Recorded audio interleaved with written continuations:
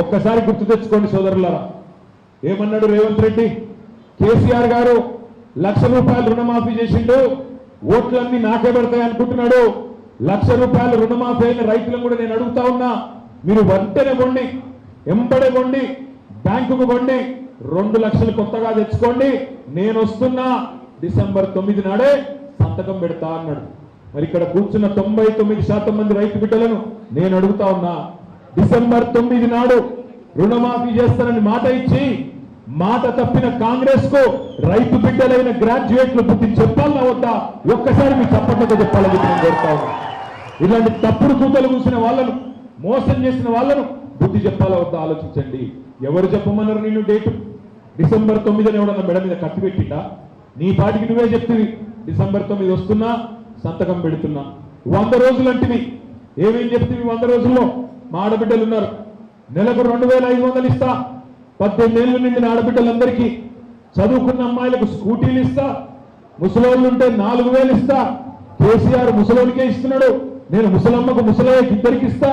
కేసీఆర్ 2,000 ఇస్తున్నాడు, నేను 4,000 ఇస్తా, ఇంటికి 8,000 ఇస్తా అని చెప్పి అద్దరగొట్టే ఉపన్యాసం నీలే. వచ్చినాయా మరి డబ్బులు? వచ్చిందా 2,500?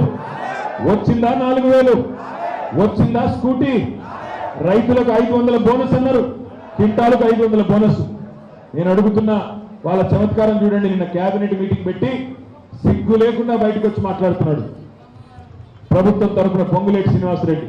ఏమంటున్నాడు?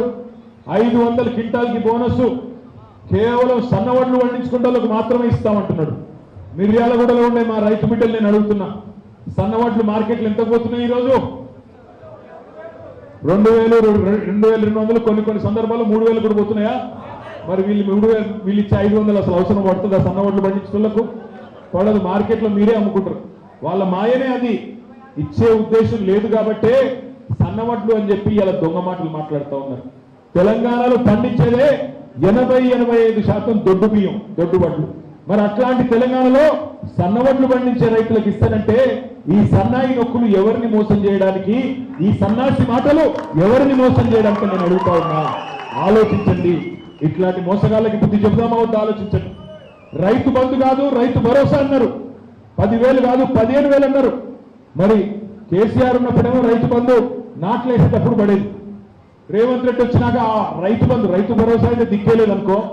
కేసీఆర్ ఉన్నప్పుడు నాట్లేసేటప్పుడు రైతు బంధు పడితే, రేవంత్ రెడ్డి వచ్చినాక ఓట్లేసేటప్పుడు రైతు బంధు పడుతున్నది ఈరోజు. మీకు అందరికీ తెలుసు. అంటే ఆనాడు డిసెంబర్లో వేయాల్సిన రైతు బంధు మేలో వేసి, అది కూడా పెద్ద గొప్ప ఘనకార్యం అన్నట్టు సంకలు గుద్దుకుంటూ, చూసినావా మే 8 వరకు వేసేసినా అని చెప్పి ముఖ్యమంత్రి గారు ఇట్లిస్తా ఉన్నారు. ఎంత సిల్లిగా, ఎంత చిల్లరగా ఈ ముఖ్యమంత్రి గారి వ్యవహారం ఉందో నాకంటే బాగా మీకే తెలుసు. ఎవడన్నా ముఖ్యమంత్రి భారతదేశంలో సెక్రటేరియట్లో కూర్చొని నా రాష్ట్రం దివాలా తీసిందని చెప్తాడా? నా రాష్ట్రం దివాలా తీసింది, అప్పుల పాలైపోయింది, ఇక్కడ లంకె బిందెలు ఉంటాయి అనుకుని వచ్చినా ఖాళీ కుండలు ఉన్నాయి అనే పిచ్చి మాటలు ఎవడన్నా ముఖ్యమంత్రి మాట్లాడతాడా? అట్లా మాట్లాడితే ఎవడన్నా పెట్టుబడిదారు వచ్చి దివాలా తీసిన రాష్ట్రంలో పెట్టుబడులు పెడతారా? గంత దివాలా తీసిన బుర్రలు వీళ్ళవి. అందుకే నేను అనేది, ఆలోచించండి. వీళ్ళ మాటల గారడికి పడిపోయి మొన్ననే మిర్యాలగూడలో మోసపోయినారు, మళ్ళీ మోసపోవద్దు. ఒకసారి ఎవడన్నా మనని మోసం చేస్తే మొదటిసారి వాడి తప్పు అవుతుంది, మనం నమ్మినందుకు మన తప్పు కాదు. కానీ రెండవసారి కూడా అదే మోసగాడి చేతుల్లో మళ్ళీ మోసపోతే మనం ఈసారి తప్పు మనదవుతుంది. అందుకే దయచేసి నేను మిమ్మల్ని కోరుతా ఉన్నా. 100 రోజులు అన్నారు మా నిరుద్యోగ మిత్రులు, మా తమ్ముళ్ళు చెల్లెలు, మీరు చెప్పాలి. ఏమన్నాడు? మోడీ గారు 2 కోట్ల ఉద్యోగాలు ఇస్తా అన్నాడు బడాబాయ్. చోటాబాయ్ ఏం చెప్పిండు? 2 లక్షల ఉద్యోగాలు ఇస్తా అన్నాడు. బడాబాయ్ మోడీ ఏమో పెద్ద మోసం, ఘరానా మోసం. చోటాబాయ్ రేవంత్ రెడ్డి 2 లక్షల ఉద్యోగాలు మొదటి సంవత్సరంలో అన్నాడు. 6 నెలలు అయింది. మరి 6 నెలల్లో ఇచ్చిన నోటిఫికేషన్లు ఎన్ని? ఒకటన్నా వచ్చిందా? గాడిది గుడ్డు మాత్రమే మిగిలిందా? మొన్న నెత్తి మీద మోసుకొని తిరుగుతుంది కదా గాడిది గుడ్డలు, గదే ఇచ్చింది. అందుకే నేను అంటా ఉన్నా, ఎంత సిగ్గులేనితనం, ఎంత తెంపరితనం అంటే ఎంత ధైర్యం కావాలి. పచ్చి అబద్ధాలు చెప్పి కూడా ముఖ్యమంత్రి స్థాయిలో బుకాయింపు దబాయింపు మాటలతో నెట్క రావచ్చు అనుకునేందుకు ఎంత ధైర్యం ఉండాలి? 30,000 ఉద్యోగాలు ఇచ్చినా అని చెప్తుండ్రు రేవంత్ రెడ్డి.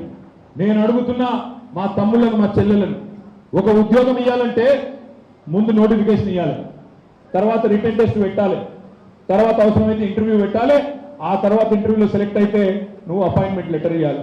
మరి రేవంత్ రెడ్డి వచ్చినాక ఎన్ని నోటిఫికేషన్లు వచ్చినాయి, ఎన్ని రిటర్న్ టెస్టులు పెట్టిండు, ఎన్ని ఇంటర్వ్యూలు పెట్టిండు, మరి ఎక్కడి ఉద్యోగాలు? అంటే మందికి పుట్టిన బిడ్డలు కూడా మా వాళ్ళే అని చెప్పుకునే దిక్కుమాలిన దౌర్భాగ్యపు పరిస్థితిలో ఈరోజు ఈ రాష్ట్ర ముఖ్యమంత్రి ఈ ప్రభుత్వం ఉన్నది. కేసీఆర్ ప్రభుత్వం ఇచ్చిన ఉద్యోగాలను నేను ఇచ్చిన ఉద్యోగాలను చెప్పుకుంటా ఉన్నాడు. అంత దౌర్భాగ్య పరిస్థితుల్లో ఇవాళ ఈ రాష్ట్ర ముఖ్యమంత్రి ఉన్నాడు. అడిగేటోడు లేడన్నది ఆయన ధైర్యం. ఆయన ధైర్యం ఏంది? అడిగేటోడు లేడు, చెప్పేటోడు లేడు. ప్రజల అమాయకులు. నేను వడ్లకు 500 బోనస్ ఇస్తా అని చెప్పి ఇలా సన్నబిడ్లు మాత్రమే అని చెప్పి దానికి కటింగ్ పెట్టినా అడిగేటోడు లేడు. 2 లక్షల ఉద్యోగాలు అని చెప్పి నేను ఇయ్యని ఉద్యోగాలు కూడా నేనే ఇచ్చినట్టు కలరింగ్ ఇస్తున్నా అడిగేటోడు లేడు. ప్రజలు పిచ్చివాళ్ళు అనుకుంటున్నాడు. అందుకే ఎందుకు ఉండాలి రాకేష్ రెడ్డి శాసన మండలిలో అంటే ఇప్పుడు నేను అడిగిన ప్రశ్నలు అడిగేటందుకే గల్లా బట్టి అడిగేటందుకే ఉండాలి.